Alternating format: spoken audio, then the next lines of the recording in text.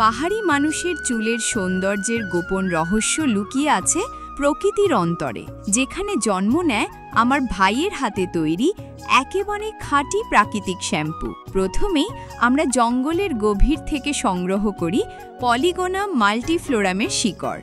এই শিকড় চুলের গোড়াকে শক্ত করে আর ধীরে ধীরে চুলকে কালো ও ঘন করে তোলে। তারপর সেই শিকড়গুলো আমরা ধুয়ে নিই একেবারে স্বচ্ছ টলমলে পাহাড়ি নদীর জলে, যাতে এক ফোঁটা মাটি বা ময়লা পর্যন্ত না থাকে।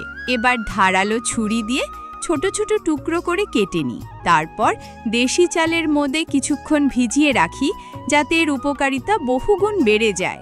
এরপর এগুলোকে তুলে দিই কালো শিমের বিচির ওপর। তার ওপরে ছিটিয়ে দিই কালো তিল, যা চুলে আনে প্রাকৃতিক উজ্জ্বলতা আর সিল্কি মসৃণতা। এবার সেই উপাদানগুলো সাজিয়ে দিই বাঁশের স্টিমারে। অল্প আঁচে আধা ঘন্টা স্টিম করি, যাতে প্রতিটি কণিকা থেকে বেরিয়ে আসে অমূল্য নির্যাস। এইদিকে অন্য পাত্রে শুকনো শিকাই পাতা কুচি কুচি করে কেটে নিই। এগুলো ফুটিয়ে নিই, কারণ মূলত এই উপাদানই তৈরি করে ফেনা, যা আমাদের শ্যাম্পুকে করে আরও কার্যকর। এবার একটি পাত্রে যোগ করি স্টিম করা পলিগোনামের শিকড়, কুসুম ফুলের পাপড়ি, অশ্বগন্ধা আর সাক্ষী গোটা। অল্প জল দিয়ে এগুলো আধা ঘন্টা ফুটিয়ে নিই। এই ভেষজগুলো শুধু পুষ্টিই দেয় না, শ্যাম্পুর মাঝে ভরে দেয় স্বর্গীয় সুঘ্রাণ। এবার দুটি নির্যাস একসাথে সমান পরিমাণে মিশিয়ে দিই একটি পাত্রে।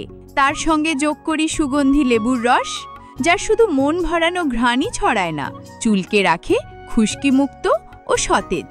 সবশেষে এই মিশ্রণটিকে হালকা আঁচে গরম করতে থাকি, যতক্ষণ না এটি ঘন শ্যাম্পুর মতো হয়ে ওঠে। ঠান্ডা হলে ভরে তুলি আমাদের পাহাড়ি হাতে তৈরি সুন্দর বাঁশের বোতলে, যাতে এটি থাকে দীর্ঘদিন ভালো ও কার্যকর।